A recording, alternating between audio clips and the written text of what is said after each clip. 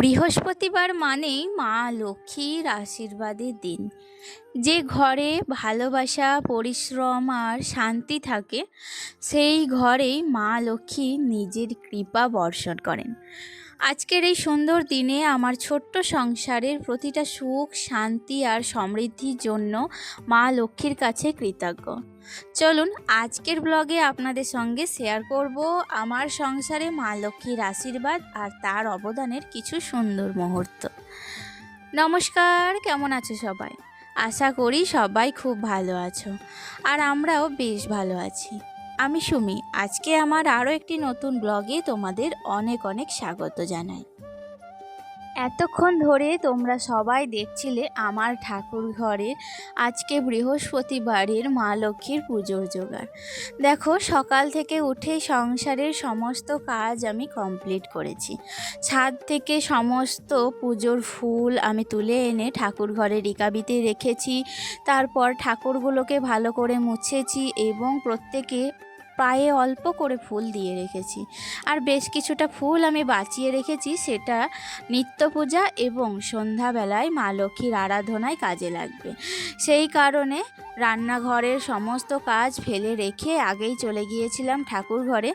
আর দেখবে, যে কোনো পুজোর দিন সকাল সকাল যদি পুজোর জোগাড় না করা হয়, আমার কিন্তু একদমই ভালো লাগে না। সংসারের হাজারটা কাজের চাপে যদি একটু বেলাতে পুজো করি, তাহলে সেদিনকে না মনটা তৃপ্তি পায় না। মনে হয় যেন সকালবেলায় পুজোর কাজটা সেরে ফেললে আমার সারা দিন আজকে ভীষণ শান্তিতে কাটবে। যাই হোক, দেখো, পুজোর কাজ সমস্তটা সেরে তারপর একটা একটা করে সমস্ত রান্নার জোগাড় করে এখন চলে এসেছি রান্না কাজে।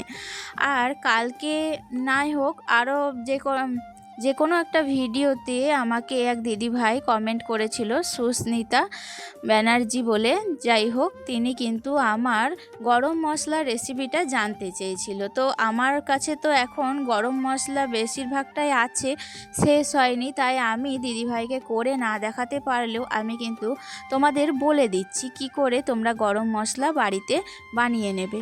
দেখো, একটুখানি 5 ফোড়ন, মানে তুমি যদি 3 চামচ 5 ফোড়ন নাও, তাহলে 2 চামচ একটু সাদা সর্ষে হোক কিংবা কালো সর্ষে শুকনো কড়াইয়ে ভালো করে রোস্ট করে নেবে। তারপর সেটাকে শিলনোড়া কিংবা মিক্সার গ্রাইন্ডার যেটাতেই পারো ভালো করে পেস্ট করে নেবে।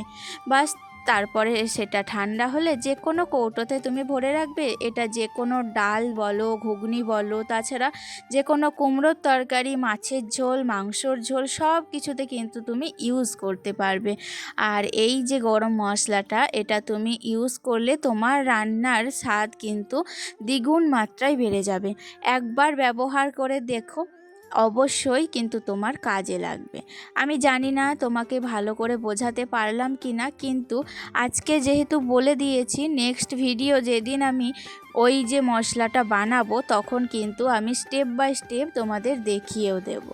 চলো, তোমাদের সাথে রেসিপিটা শেয়ার করতে করতে আমার রান্না কিন্তু কমপ্লিট হয়ে গেছে।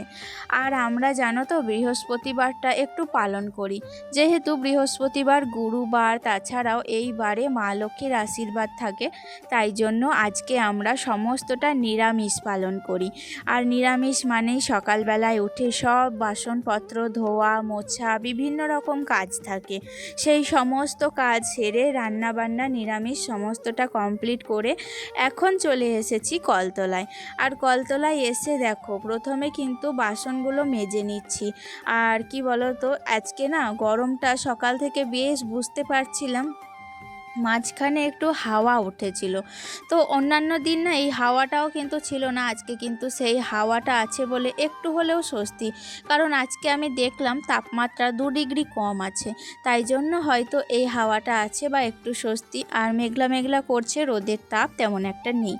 যাই হোক, দেখো, এদিকে কিন্তু প্রেসার কুকারটা আমার ভীষণ খারাপ হয়েছিল। যেহেতু ডাল সিদ্ধ করেছিলাম, শাক সিদ্ধ করেছিলাম, সমস্তটাই কিন্তু প্রেসার কুকারে করে তারপর রান্নাবান্নাটা করি। তাই তো রান্না করতে অনেকটা সহজ হয়ে যায়।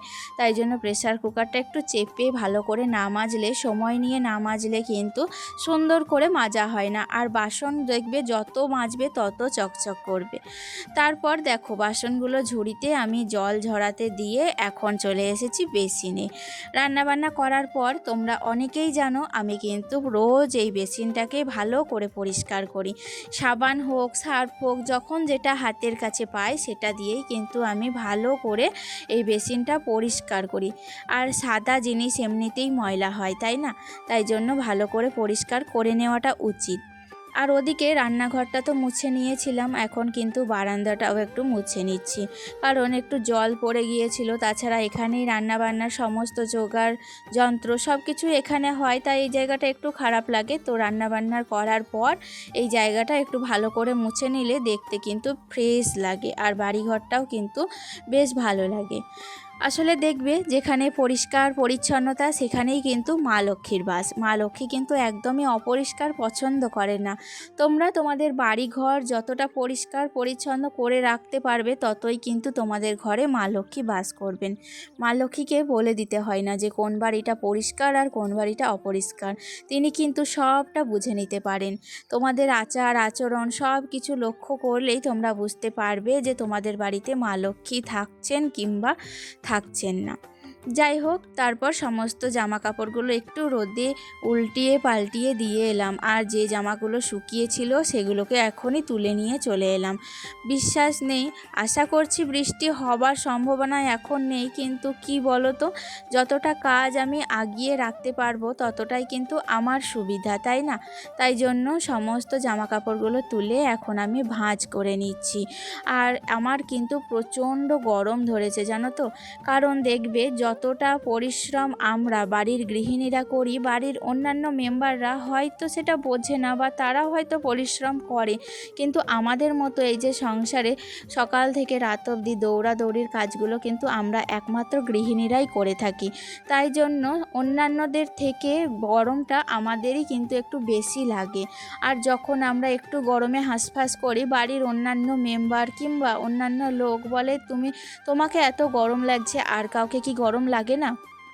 কিন্তু আমি বলবো আমি নিজে ফিল করি, কারণ আমরা বাড়ির বউরা আমরা বেশি দৌড়াদৌড়ি করি, বেশি কাজ করি, তাই জন্য গরমটা হয়তো আমাদেরকে একটু বেশিই লাগে। যাই হোক, তারপরে দেখো ফ্রিজটাকে না অনেক দিন থেকেই ভাবছিলাম ডিপ ক্লিনিং করব, কিন্তু সময় আর করে উঠতে পারছি না। আর এই গরমে এতগুলো কাজ আমার পক্ষে সম্ভব করাও সম্ভব হচ্ছে না। তাই জন্য একটু হালকাভাবেই কিন্তু আমি ওপরে থেকে একদম ভিতর পর্যন্ত মুছে নিচ্ছি, পরে একদিন সবটা খালি করে কিন্তু আমি ডিপ ক্লিনিং করে নেব। আর এখন কিন্তু ফ্রিজটাকে মোছার একটা কারণ রয়েছে। সকালবেলায় অনেকগুলো বাজার নিয়ে এসেছিল, সবজি বাজার, কিন্তু সেগুলোকে কিন্তু আমার আর গুছিয়ে রাখার সময় হয়নি, তাই জন্য সমস্ত নিচের কাজ সেরে এখন সেই সবজিগুলোই আমি ভালো করে গুছিয়ে রাখছি। আসলে কি বলো তো, সবজিগুলো না অনেক দিন থেকেই ভাবছিলাম যে কিনবো, আর এই যে ফুলকপি, তারপরে এগুলো তো অন্য সিজনের সবজি, তাই এগুলো যদি একটু ফ্রিজের মধ্যে ভরে না রাখি তাহলে কিন্তু এগুলো বেশি দিন যাবে না। তাই জন্য আমি সবজিগুলো সবসময় এই ফ্রিজে রাখারই চেষ্টা করি। তো দেখো সবজি গুছিয়ে নিয়েছিলাম, আর তারপরে স্নানটাও কমপ্লিট করে নিয়েছিলাম। স্নান টান কমপ্লিট করে এখন ঘরে এসেছি নিচের কিন্তু জানলা বন্ধ করে দিয়েছি। আর যেহেতু একটু মাথাটা আঁচড়াচ্ছিলাম তাই জন্য আলোটাও অফ করতে পারিনি। মাথাটা আঁচড়ানো হয়ে গেলে আলোটা অফ করে একটুখানি রেস্ট নেব, তারপর ছেলেকে খাওয়াবো। তাহলে বন্ধুরা আজকের মতো ভিডিওটি এতটুকুই রাখছি, দেখা হচ্ছে নেক্সট ভিডিওতে। ততক্ষণ তোমরা ভালো থেকো, সুস্থ থেকো, নিজেদের খেয়াল রেখো। টাটা।